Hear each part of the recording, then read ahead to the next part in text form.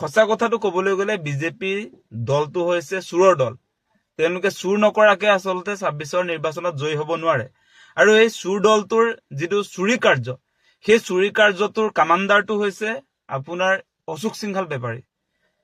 এই হাৰিয়ানাৰ পৰা যে মানুহজন আহি অসমত যে আপোনাৰ বৰ্তমান সময়ত মেইন মন্ত্ৰী যে হৈ গ'ল, এই মন্ত্ৰীজনে এতিয়া কি কৰিছে যে হাৰিয়ানা, উত্তৰ প্ৰদেশ, বিহাৰ সেই ৰাজ্যসমূহৰ পৰা অহা এই ভ্ৰাম্যমান ভোটাৰবিলাকৰ নাম অসমৰ সমষ্টিয়ে তেওঁ সোমোৱাই দিবৰ কাৰণে এতিয়া এই এছআৰৰ নামত ভোট কাৰ্যটোৰ গোটেই মনিটৰিংটো তেওঁ কৰি আছে।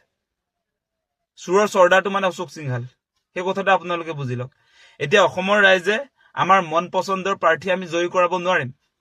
এই উত্তৰ প্ৰদেশ, বিহাৰ, আজি আপোনাৰ হাৰিয়ানাৰ পৰা অহা যিবিলাক ভ্ৰাম্যমান ভোটাৰ, যিবিলাক আচলতে বিহাৰী, যিবিলাক মাৰোৱাৰী, যিবিলাক অচিনাকি মানুহ, তেওঁলোকে এতিয়া সমষ্টিয়ে তেওঁলোকৰ নাম ভৰাব আৰু তাৰ পাছত তেওঁলোকে আমি যিগৰাকী প্ৰাৰ্থীক ভোট দি জিকাম সেইগৰাকীক আমি জিকাব নোৱাৰো, তেওঁলোকেহে জিকাব তেওঁলোকৰ প্ৰয়োজনৰ মানে কি ভালপোৱা প্ৰাৰ্থীজনক।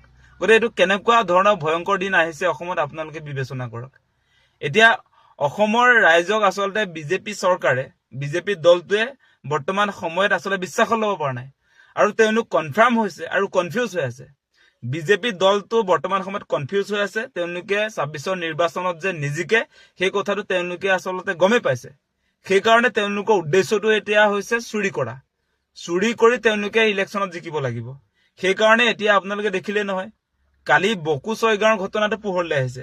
বকু ছয়গাঁৱত আপোনাৰ সমজিলা আয়ুক্তৰ কাৰ্যালয়ত তেওঁলোকে নিৰ্বাচন আয়োগৰ কম্পিউটাৰ অন কৰি তাত আপোনাৰ বিজেপি বিৰোধী ভোটাৰৰ নাম কৰ্তন কৰিলে। তাৰ পাছত আপোনাৰ সেই অচিনাকি মানুহৰ বিহাৰ, উত্তৰ প্ৰদেশৰ পৰা অহা মানুহ বা যিবিলাক আচলতে আপোনাৰ এই বহিৰাগত যিবিলাক মানুহ তেওঁলোকৰ নাম সংযোজন কৰি দিছে। এইটো সমষ্টিয়ে চলি আছে গোটেই অসমত।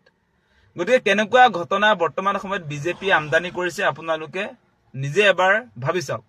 মানে বিহাৰ, উত্তৰ প্ৰদেশৰ সেই দিনবিলাক অসমলৈ আনিব খুজিছে।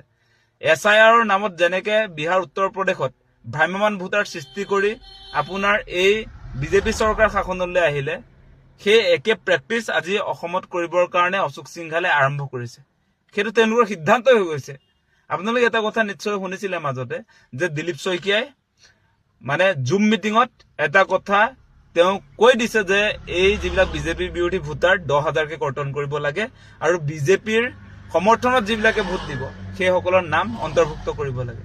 সেইকাৰণে তেওঁলোকে জুম মিটিঙত সেই মিটিঙত যে কথাটো যে ওলাইছিলে সেইটো ইতিমধ্যে সমষ্টিয়ে সেই কামবিলাক আৰম্ভ হৈছে। আৰু নিৰ্বাচন আয়োগটো কি হৈ আছে আচলতে? নিৰ্বাচন আয়োগটো স্বতন্ত্ৰ অনুষ্ঠান হয় নে নহয়?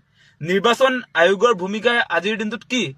আপোনালোকে যদি চাই, নিৰ্বাচন আয়োগ এতিয়া আচলতে বিজেপিৰ হাতৰ পুতলাত চলি আছে, হাতৰ পুতলাৰ নিচিনা। তেওঁলোকে বিজেপিক পুনৰ ২৬ত মানে জয়ী কৰাবৰ কাৰণে ঠিকা লৈছে নেকি? সেই প্ৰশ্নবিলাক আজি আহিছে আমাৰ মনত।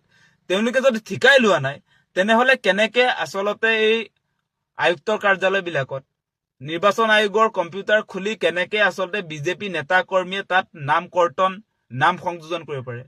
ফৰ্ম 7ত আপোনাৰ তেওঁলোকে কেনেকে লগ ইন কৰি নাম কৰ্তন আৰু নাম আপোনাৰ সোমোৱাব পাৰে সেই কথাটো আপোনালোকে বিবেচনা কৰি চাওক। মানে নিৰ্বাচন আয়োগ স্বতন্ত্ৰ হৈ থকা দৰকাৰ। যদি স্বতন্ত্ৰ নহয় তাৰ বিৰুদ্ধে প্ৰতিবাদটো হ'ব। আজিৰ দিনটোৰ পৰা আমাৰ প্ৰতিবাদী কাৰ্যসূচী ৰূপায়ণ হৈছে। আজি কৃষক মুক্তি সংগ্ৰাম সমিতিয়ে শিৱসাগৰত প্ৰতিবাদী কাৰ্যসূচী ৰূপায়ণ কৰিছো আৰু আমাৰ স্পষ্ট কথা, সমষ্টিয়ে আমি প্ৰতিবাদ কৰিম। আমি কোনো কাৰণতে গণতান্ত্ৰিক ব্যৱস্থাক তছনছ কৰিবৰ কাৰণে বিজেপিক অনুমতি দিব নোৱাৰো। এনেকৈ মানুহৰ মৌলিক অধিকাৰ খৰ্ব কৰি আজি আমি অসমৰ ৰাইজে আমি ভালপোৱা প্ৰতিনিধি নিৰ্বাচন কৰিব নোৱাৰিম। আজি আপোনাৰ বিহাৰ, উত্তৰ প্ৰদেশৰ মানুহ আহি অসমৰ প্ৰতিনিধি নিৰ্বাচন কৰিব। আজি অসমৰ মুখ্যমন্ত্ৰী আজি অচিনাকি মানুহে পাতিব। আজি বিধায়কবিলাক আজি অসমৰ ৰাইজে যিবিলাকক বিচাৰিব তেওঁলোকে হ'ব নোৱাৰিব। বেলেগ মানুহে আহি আচলতে তেওঁলোকৰ পচন্দৰ বিধায়ক ইয়াত আপোনাৰ পাতিবলৈ আহিব। সেই কথাটো আমি কেতিয়াও হ'বলৈ দিব নোৱাৰো। আমাৰ স্পষ্ট কথা, ইয়াত চুৰি কাৰ্য কৰি অসমত তেওঁলোকে গাদী দখলৰ যিটো স্বপ্ন দেখিছে মুখ্যমন্ত্ৰী হিমন্ত বিশ্ব শৰ্মাই, সেইটো কেতিয়াও সফল কৰিব নিদিওঁ। সেই কথাটো স্পষ্ট। কোনো কাৰণতে এনেকৈ আচলতে বিজেপি বিৰোধী ভোট কৰ্তন আৰু আপোনাৰ বিজেপিৰ সমৰ্থনত যিবিলাক মানুহৰ নাম সংযোজন কৰিব বিচৰা হৈছে, যিবিলাক অস্থায়ী মানুহ, যিবিলাক মোবাইল ভোটাৰ, যিবিলাক বিহাৰী মাৰোৱাৰী যিবিলাক বাহিৰৰ পৰা আহি সেই আপোনাৰ নিজৰ নিজৰ ৰাজ্যতো তেওঁলোকে ভোটাধিকাৰ প্ৰদান কৰিব, অসমতো ভোটাধিকাৰ প্ৰদান কৰিব। সেই ঘটনা আমি অসমত হবলৈ নিদিওঁ। বিহাৰত যি হৈ গ'ল, অসমত সেইবিলাক প্ৰেক্টিচ কেতিয়াও নকৰিব। আৰু অশোক সিংহালক সাৱধান কৰি দিছো, আপুনি অসমৰ মালিক হবলৈ নাহিব, সেই কথাটো স্পষ্ট।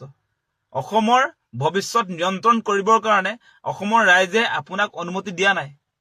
আমি অসমৰ ৰাইজে যাক প্ৰতিনিধি হিচাপে নিৰ্বাচন কৰিব লাগে আমি জানো, তাক প্ৰতিনিধি হিচাপে নিৰ্বাচন কৰিম।